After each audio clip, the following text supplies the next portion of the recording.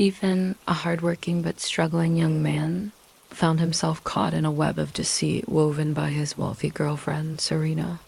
Serena, a scion of the influential Sterling family in the bustling city of Viridian, was worth a fortune, yet she never spent a cent on Ethan.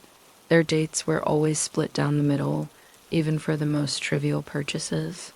One day, Ethan's mother, Ilara, fell gravely ill, requiring an urgent surgery that cost a significant amount. Despite borrowing from everyone he knew, Ethan was still $2,000 short. He pleaded with Serena, desperate for her help, but she flatly refused. Heartbroken and alone, Ethan handled Ilara's funeral arrangements. Back at his shared apartment, packing his belongings, Ethan stumbled upon a shocking discovery: a list of extravagant gifts Serena had bought for her neighbor's younger brother, Leo. The list included a sprawling estate in the Hamptons, high-end timepieces, and designer garments. He also found a chat log where Serena's best friend, Mia, had asked, "I heard Ethan literally begged you for $2,000. Is that true?" Serena's casual, dismissive reply read, "Leo was right. He's been begging everyone for money. If that's not a gold digger, I don't know what is. We've been together for 7 years, and he's already this desperate to leech off me." The revelation stung Ethan deeply. He realized that Leo had been manipulating Serena, poisoning her mind against him. But it no longer mattered. From the moment his mother passed, Ethan had resolved to leave Serena. As he carefully placed the gift list back, the front door opened. Serena walked in, smelling faintly of an expensive drink. She sauntered over, settling beside him. "You vanished for a few days," she accused. "I thought you had some backbone, that you wouldn't come back. But here you are, crawling back. You just can't leave me, can you?" In her eyes, he was always just a leech. Ethan didn't even look up, scooting away from the arm she attempted to drape over his shoulder. She paused, looking at her hand, then at him, likely assuming he was still sulking about the money. "I've had a bit to drink, and I'm parched." She broke the silence. "Go make me some broth to sober me up." This unconscious display of entitlement was typical of her. Yet 7 years ago, when she first pursued him, she had masterfully played the part of a struggling student, completely fooling him. "Ethan, I have nothing, and I can't offer you a stable future," she had said, "but we can work hard together and build a good life." Back then, seeing her apparent sincerity, Ethan had agreed. He was short on funds, but believed he could make his own way. He chose Serena because her words about building a life together had moved him. But the longer they were together, the more he felt she was different. She'd subtly show disdain for inexpensive things and order him to do tasks she could easily manage herself. It wasn't until he saw her step out of a luxurious sedan at one of his part-time jobs, treated like royalty as she entered an exclusive club, that he fully grasped their relationship was a sham. She was perpetually afraid he was after her money. Serena's voice cut through his thoughts. "If you want money in the future, just ask me directly." Using your own mother's illness as an excuse. "Aren't you afraid of being struck by lightning?" Her words were utterly ludicrous. Ethan lifted his eyes, looking at her coldly. "If I asked you directly, would you give it to me?" he challenged. She faltered, a hesitant look on her face. But the next second, as if confirming something, her eyes filled with scorn. "Leo was right. You're only with me for my money." As she spoke, she sent him a digital transfer of $188 with the memo, "Gold digger." In their entire 7 years, Ethan hadn't spent a single penny of her money. He even bought her gifts for holidays and anniversaries, which she accepted without a second thought. Yet, because she never got him anything, she'd sarcastically say it was only natural for a man to buy gifts to appease his girlfriend. This was the man she kept calling a gold digger, the scion of Viridian's elite, worth billions. Remembering the gift list for Leo, remembering his mother tormented by illness and dying in pain because they couldn't afford treatment, Ethan couldn't bear to look at her for another second. Just as he stood to leave, he heard a sound at the door. Leo walked in, shrugging off his jacket to reveal a revealing sheer shirt. But the moment he saw Ethan, he feigned shock and quickly put his jacket back on. "Ethan, what are you doing here?" he asked. Ethan turned to Serena. "If I recall correctly, this is the apartment we rent together. Not only do you casually give out the passcode, but you also let people barge in whenever they please." Hearing this, Leo adopted a look of utter victimhood, sidled over to Serena, and grabbed her arm. "Serena, how can I be considered people? I just forgot my house keys and wanted to crash here. Besides, if Serena hadn't agreed to share the rent, Ethan, you'd be paying for it all yourself. So, in a way, you're the one benefiting." Ethan had no idea how many times Leo had instigated things like this behind his back. Serena, after hearing him, didn't think she'd done anything wrong. In fact, she seemed to agree with Leo. "Leo's right," she said. "I have my own place, so splitting rent here really puts me at a disadvantage. It's like paying someone to sleep with me." She pulled out her phone, displayed her payment QR code, and held it in front of him. "You don't want people calling you a gold digger, do you? Then pay me back for my share of the rent for the past 7 years." This small 40 square meter apartment was what Serena and Ethan rented when they first got together after college. To earn more money, Ethan had stayed in Viridian to work, using his own skills. Back then, he could only afford a cramped little room far from the city center. It was Serena who said the place was too far and inconvenient for her to visit.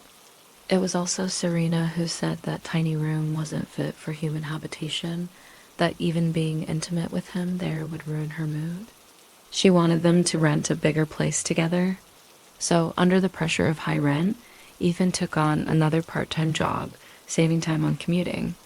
Now, not only did she want him to pay back her half of the rent for the past 7 years, but she even implied she felt like she paid to sleep with him. "Serena, what have you taken me for these past 7 years?" The humiliation and anger on Ethan's face were for himself. 7 years of his youth wasted on someone like this. The hand extended toward him trembled. The moment she saw his downcast expression, she pursed her lips and retracted her hand. "I was just kidding." At worst, she hadn't finished her sentence when Leo clicked his tongue twice, a disdainful look on his face. "Still say you're not after Serena's money? If it weren't for Serena, could you afford such a nice place? Serena, you should just cancel the lease next month. You can't keep letting an outsider take advantage of your generosity or make Ethan sign an IOU. That would be fair. If physical assault weren't illegal, Ethan would have slapped both of them. But if he did, they would surely find ways to extort money from him. Tasteless rich people and their favorite malicious games. 7 years. He had played along with them long enough. He was done. I'm not signing any IOU. If you want money, feel free to sue me. See if the court will rule against me. I'm not living here anymore either. Since Mr. Leo wants to stay the night, remember to pay Serena rent. Otherwise, you'll become a gold digger too." He was about to leave when Serena grabbed him. The playful look she had moments ago was completely gone, replaced by reproachful anger. "Ethan, are you serious? Leo and I were just joking with you. I suggest you think this through. If you leave here, you'll never be able to afford such a good place again." Ethan was truly wrong, so incredibly wrong. He shouldn't have let her sweet-talk him out of breaking up when he first found out she was a Viridian socialite.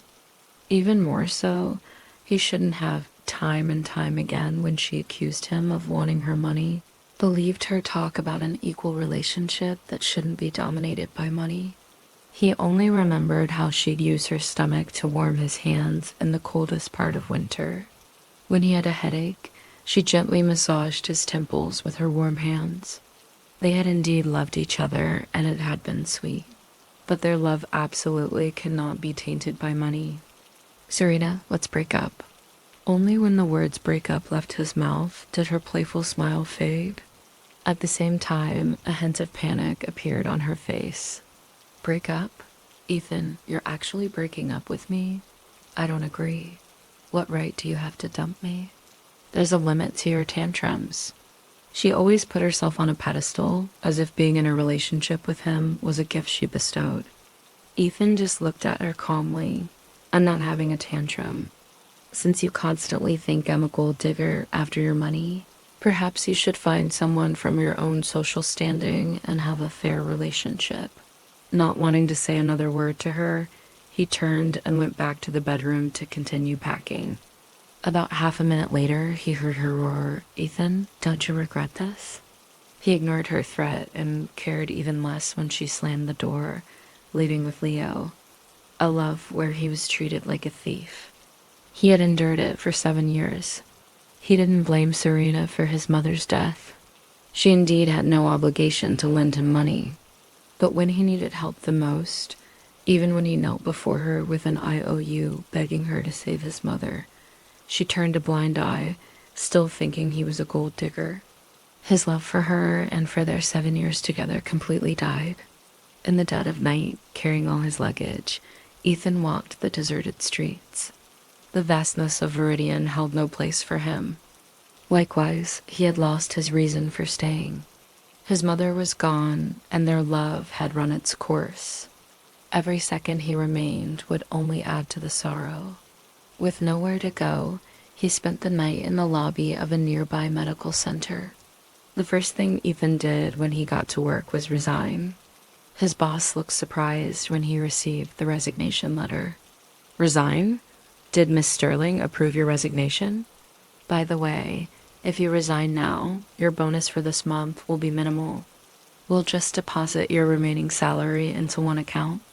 Ethan frowned. There was too much information, and he couldn't process it all at once. What did he mean? Deposit it into one account? And since when did he have a bonus? Most importantly, what was this about Miss Sterling? Seeing his bewildered expression, his boss looked equally puzzled. Aren't you and Miss Sterling dating? Miss Sterling specifically instructed finance to split your salary. Your base salary is paid to you, while your bonuses and raises are deposited into another account. She said you were saving money. I never expected someone like you, with a girlfriend like Miss Sterling, to be so frugal. It's truly rare. So, for all these years, he'd only been receiving his starting salary. His repeated requests for a raise weren't because he wasn't working hard enough, but because Serena had diverted the extra pay to another account. When he went to finance to get his pay stubs, he saw a $2,000 bonus clearly listed in the earnings column.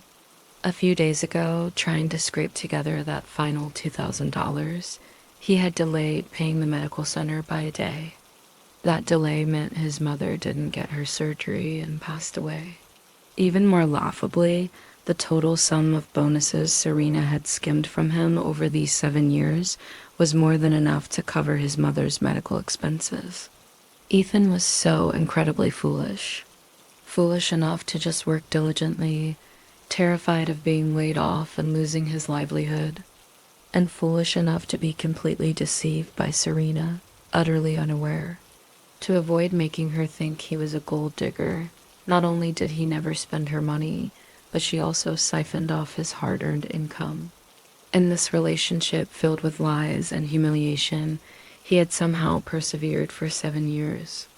Just as he was holding his pay stubs, preparing to confront Serena, she brazenly appeared before him. Ethan, we just had a little argument and you run away from home and try to resign. Your temper seems to be getting worse and worse. Following her, Leo wore a gloating expression. He walked over, feigning concern, and said, Ethan, you're so ungrateful. You're spending Serena's money, living in the apartment she rents for you. Without Serena, could he even survive in Viridian? Shameless people truly could lie without batting an eye. Ethan laughed out of sheer anger, about to retort, but Serena cut him off. Leo's right.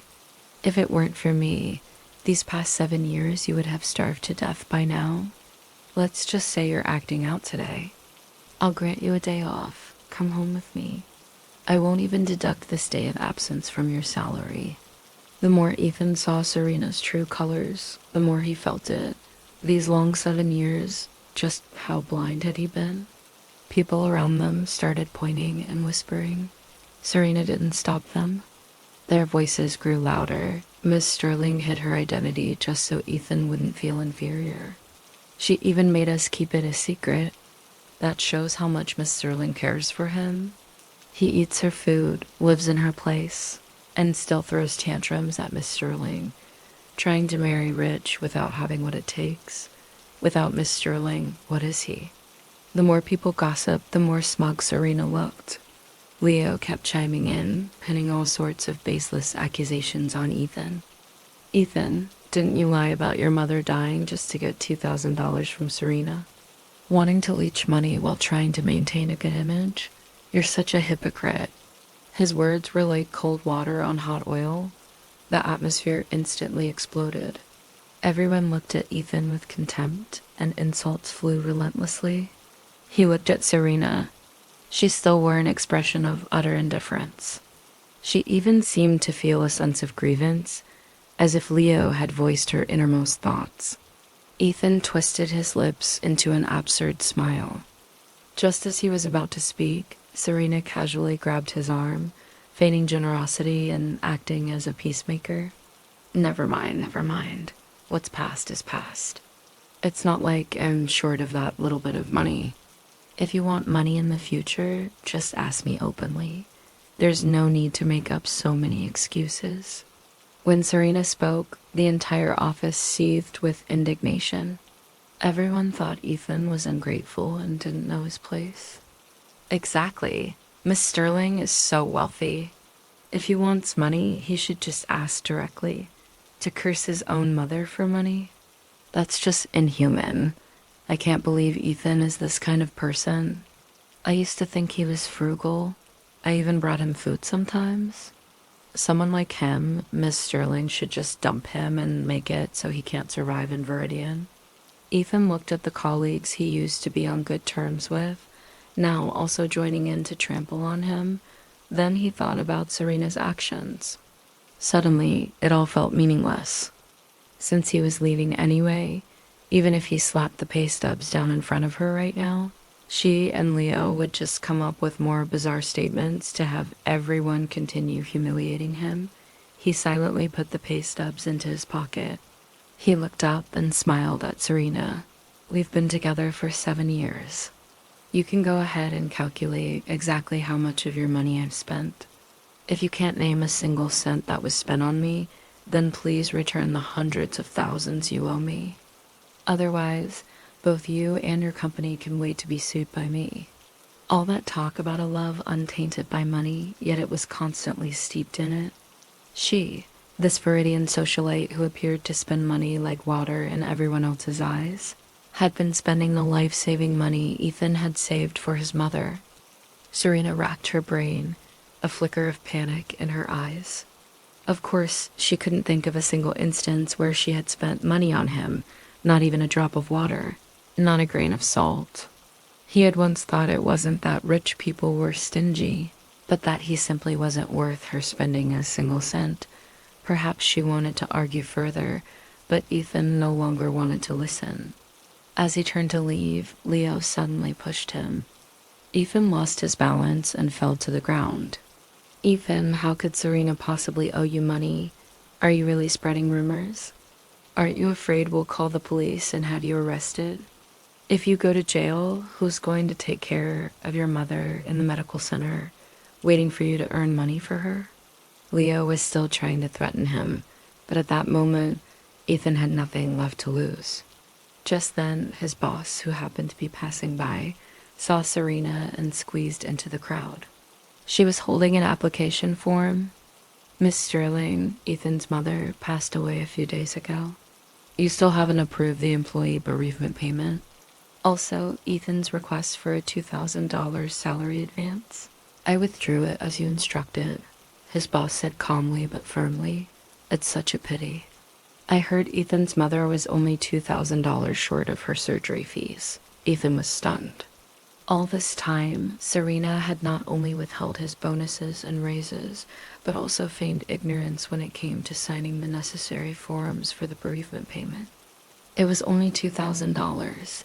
Why couldn't she give it to him? Why make things so difficult when his mother was fighting for her life? Remembering everything he had done for Serena over the years made him feel like a fool. If he'd worked at any other company, he wouldn't have been so exhausted, and maybe he could have saved up enough money. Maybe his mother would still be alive if it weren't for Serena's greed. The colleagues who had just accused him of using his mother's death to get money went silent when they heard his boss speak. They lowered their heads, avoiding eye contact. They hadn't expected the tables to turn so quickly, but no one, not even the truth, could challenge Serena. People always bully the weak, even when the strong are wrong. It was laughable. All those people he had helped, the ones he had cared for, not a single one spoke up for him, even though they knew the truth. The silence around him was suffocating. After a moment, Ethan spoke calmly. "Miss Sterling, have you figured it out yet? Exactly how much money did I leech off you?" In contrast to his calmness, Serena looked flustered. She couldn't think of a single instance where she had spent money on him, not even a drop of water, not a grain of salt. Suddenly, Serena gripped her supervisor's hand tightly, her voice cracking. "Ethan's mother, she really passed away?" Her supervisor nodded, not understanding the situation. "Yes, Miss Sterling. Did you know?" Serena's face blanched. She couldn't believe that the kind woman who had always called her dear Serena was now gone. Her eyes blurred, and she nearly stumbled, as if the weight of the truth was too much to bear. For a moment, anyone watching might have thought it was her own mother who had passed. Ethan let out a bitter laugh. "Can't remember, or maybe there's nothing to remember at all." He could have mocked her further, but what was the point? The truth was clear, and he no longer cared to argue with someone like her. What mattered now was collecting his mother's ashes and leaving this city behind. Serena had always known Ethan was self-reliant. Over the years, he had never spent a single penny of her money. If someone with as much pride as he had was willing to kneel before her for money, it meant he was facing overwhelming difficulties. Serena knew that, but each time she wavered, Leo was always there to pull her back. Her eyes, once unfocused, suddenly cleared. She realized, too late, how badly she had been misled by Leo. She had spent all these years thinking Ethan was a gold digger, but it wasn't him. It was Leo, feeding her lies and twisting her view of Ethan. If it weren't for Leo, Serena wouldn't have developed such a twisted perspective on love. The moment she realized this, it was too late. Serena's face hardened as she walked toward the elevator, shoving Leo aside when he tried to stop her. "Move," she snapped. Leo looked confused, but stepped aside reluctantly. "Serena, I can't let you," he started, but she interrupted him, her voice cold. "If you get in my way again, I'll never see you again in my life." She finally reached the elevator, but the doors closed just as she yelled, "Ethan, don't go." Ethan ignored her and walked out of the company. As he stepped into the car, he could smell the exhaust fumes. Serena stood in the doorway, looking defeated. She had failed to get to him. For the next 3 days, Serena searched for Ethan, but he wasn't idle either. He remembered a senior classmate from college, Anya, who had opened her own legal practice. He found her in his contacts and sent a tentative message. No red exclamation mark, thankfully. She hadn't deleted him. They quickly reconnected, and Ethan told her everything, hoping she could help him recover the money that was rightfully his. He didn't want Serena's money. He wasn't a gold digger, but he wouldn't let her withhold what was owed to him. After 3 days, Serena looked haggard when she received news of Ethan, a court summons. She held the document in her hands, taking a long time to process it. A self-deprecating smile touched her lips as she realized the magnitude of what had just happened. Winning the case wasn't difficult, and soon the money was deposited into Ethan's account. It felt surreal. His mother was gone, and this money couldn't bring her back, but he couldn't let Serena keep what wasn't hers. Standing at the courthouse entrance, the wind blowing through his hair, Ethan felt a strange mix of sadness and relief. He returned to his hometown in the peaceful countryside, to the small cottage where his mother and he had lived, relying on each other. The familiar scent of home filled the air, and tears welled up in his eyes again. He clutched his mother's urn tightly and sank to the ground, overcome with the weight of everything that had happened. He wept uncontrollably, holding his mother's ashes in his hands. "I'm sorry, Mom. I couldn't give you a better life. I'm sorry I couldn't get the surgery money in time. I'm sorry you didn't get to see me get married. There were so many things he had failed to do for her. He had tried so hard, and yet it all seemed so pointless now." After crying until he was exhausted, he spotted a small stool in the yard. It had a smiley face that his mom had drawn on it. It was old and covered in moss, but he could still recognize her mark. He picked it up and walked to the nearby brook. With a brush, he scrubbed away the dirt. Slowly, the smiley face became clearer, and it reminded him so much of her. He gently touched the drawing and whispered, "Mom, I'll live a good life." As the words left his lips, his tears fell onto the stool, and he felt like he couldn't live without her. He took a deep breath, wiped his tears, and returned to the yard. Keeping busy always helped him forget his troubles, so he started cleaning. As he worked, he felt a little more energetic. The past few days, he had been wandering around looking for work, but had found nothing. The village had quite a few ponds, and he had an idea. What if he built a fish farm? Half of it could be for raising fish, and the other half could be a high-end fishing spot to attract premium clients. It could even help boost the local economy. He checked his bank balance and began to sketch out a blueprint for the fish farm in his mind. But he was a novice in this field and faced many setbacks. Every day, he found himself sitting on the doorstep, lost in thought. That's when Miss Davis, his neighbor, walked over with an apple. Seeing that he hadn't noticed her, she waved her hand in front of his face. "Ethan, what's wrong? You've been so absent-minded lately. Tell me about it, I'll help you." Ethan didn't expect Miss Davis to be of much help, but he just wanted to ease her worry. "I want to invest in a fish farm, but there are some things I don't understand." To his surprise, Miss Davis clapped her hands in approval. "A fish farm? That's a great idea. My niece, Isabella, specializes in this.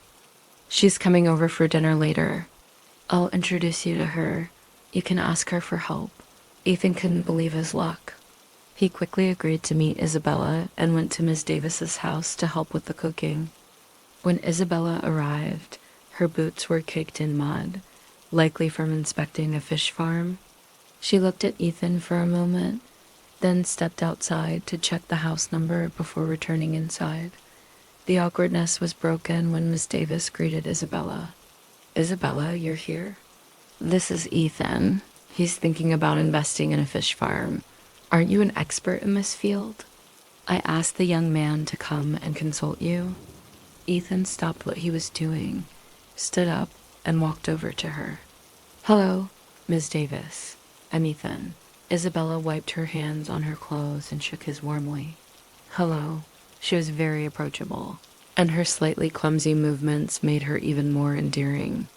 After dinner, Isabella suggested they take a look at the ponds Ethan was planning to develop. Ethan was moved by her willingness to help. She could have easily come up with an excuse not to, but instead, she offered her expertise. He quickly changed his clothes, and they headed to the site. Isabella examined the ponds for a while. "Your ponds are about 30 acres. For fish farming, the water depth should be around 8 feet. You'd need about 130 to 140 pounds of quicklime per acre to clear the pond. The current depth isn't sufficient." Ethan took out a notebook, jotting down her advice. Are there specific requirements for the fish species? He asked. Isabella thought for a moment before replying.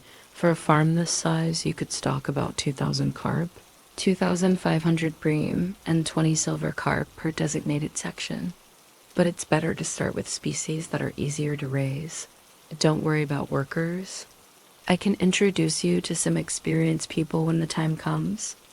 As for the high-end fishing spot you're planning, you'll need to divide the ponds into zones.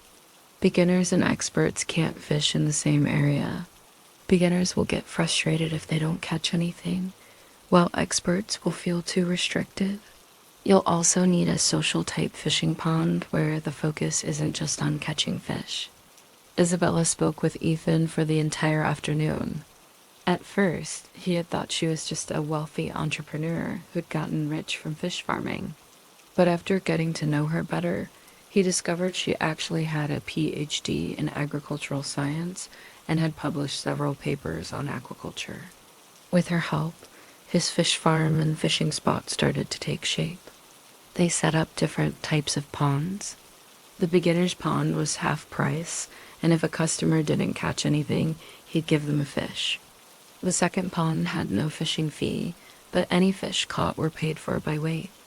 This worked out well for customers. Later ponds included restaurants, and the deluxe versions even had water entertainment facilities. His funds were tight, but with Isabella's help, he managed to keep things going. The fish farm quickly became profitable, and his net worth grew. Over the next few months, Isabella and Ethan became much closer. He stopped calling her Miss Davis, and she started calling him Ethan. One day, while he was working on some financial reports, he heard Isabella's voice from a distance. She walked up to him. "Doing reports?" she asked. "Almost done. Wait for me a bit." Although she was waiting for him, Isabella didn't stay idle. She helped clean the yard and washed his dirty dishes.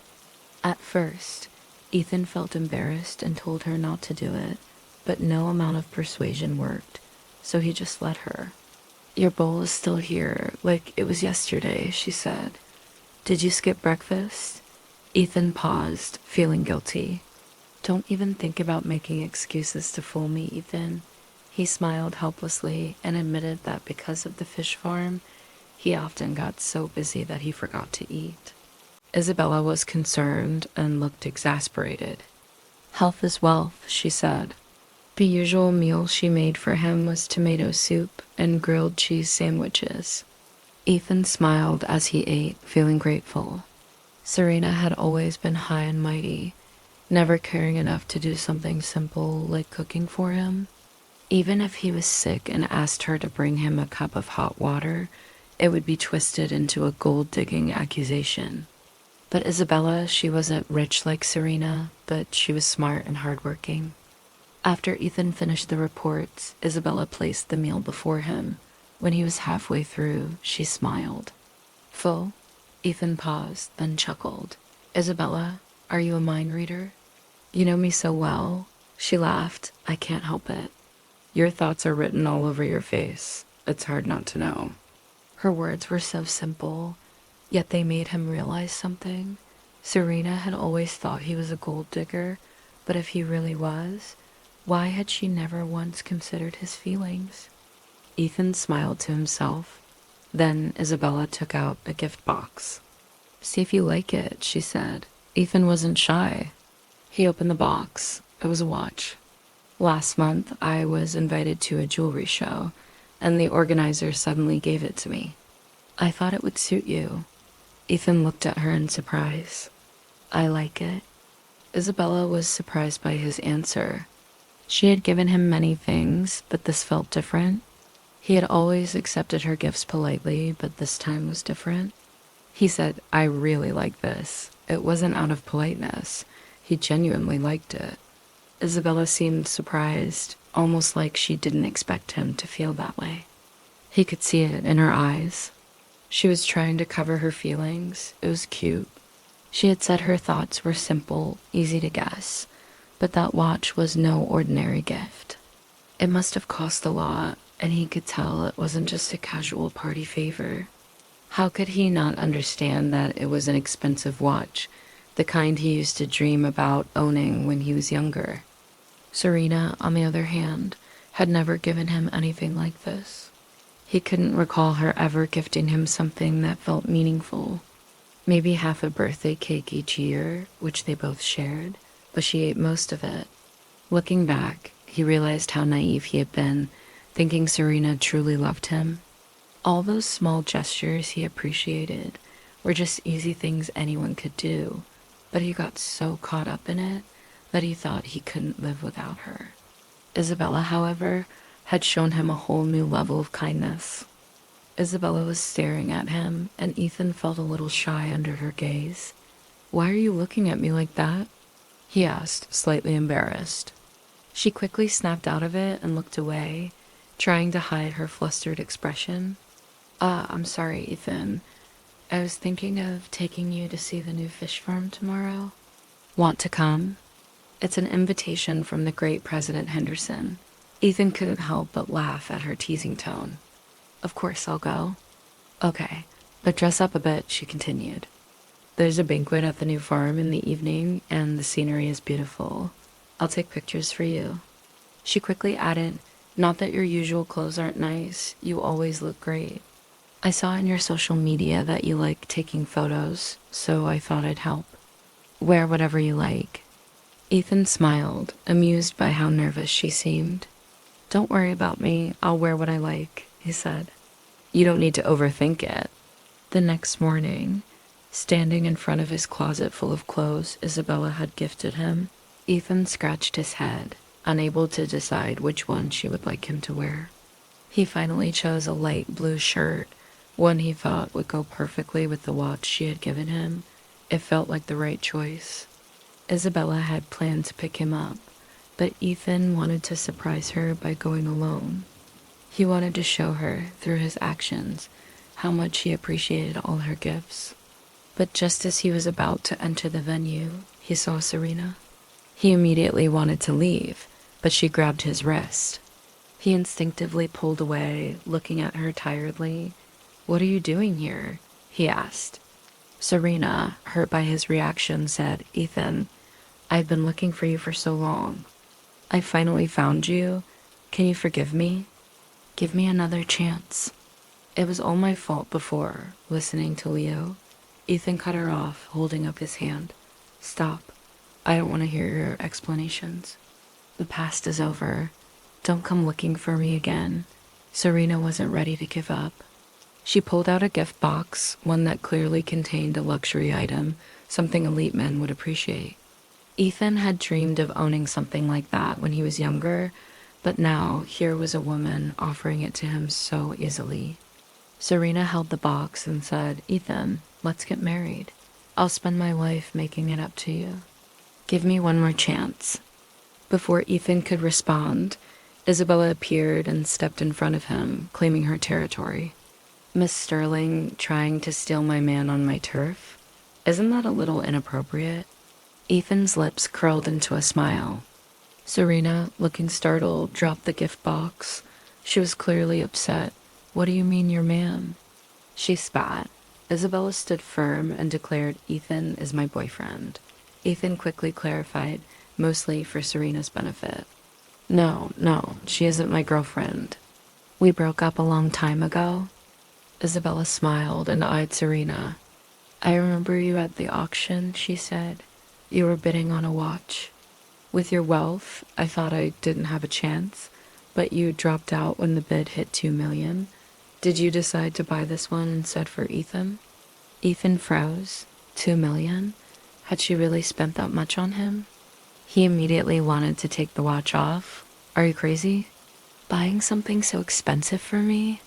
Isabella gently patted his hand. Because you're worth it? At that moment, Serena noticed the watch on his wrist, the same one she had been bidding on. She had hesitated, thinking he wasn't worth it. Seeing that Ethan now had it, she faltered. She had lost. Tears filled Serena's eyes. Ethan, that money. I didn't intentionally withhold it. It's just that a long time ago, you said you wanted to save up for our wedding. I was afraid you wouldn't be able to, so I wanted to help. I never meant to take it for myself. I love you. I can give you anything you want. Isabella stood her ground, her voice filled with disdain. Miss Sterling, I know a bit about what happened between you two, but if you truly loved him, you wouldn't have kept questioning if he was a gold digger. You wouldn't have hesitated to buy him what he truly deserved, like the watch. You didn't value him the way he deserves to be valued. Her words hit Serena like a punch. When I give him gifts, I never ask for anything in return. As long as he's happy, that's enough for me. I want to see him smile when he receives something from me. Ethan held Isabella's hand tightly, feeling the weight of the situation. Serena, I don't love you anymore, he said. You've cost me so much, my mother, my friends, my career. I've done enough. If you feel any guilt, don't come looking for me again. Your shadow is something I never want in my life again. Serena tried to grab him, but he walked away, pulling Isabella with him. She looked back at Serena, whose tears streamed freely. The pain and suffocation that overwhelmed her were evident, but Ethan didn't look back. As Isabella and Ethan walked away hand in hand, she led him toward a field of bellflowers. Do you like it? She asked, stopping to face him. Ethan was caught off guard. How did you know I liked bellflowers? Isabella smiled softly. You always use laundry detergent with that scent, and there are a few planted in your yard. When you're in a bad mood, you tend to take care of them. You always smile when you're with them. Ethan stood there, stunned. She knew him so well. I really like you, Ethan, Isabella said. Can you give me a chance? And that was when it finally hit him. He had found someone who truly understood him.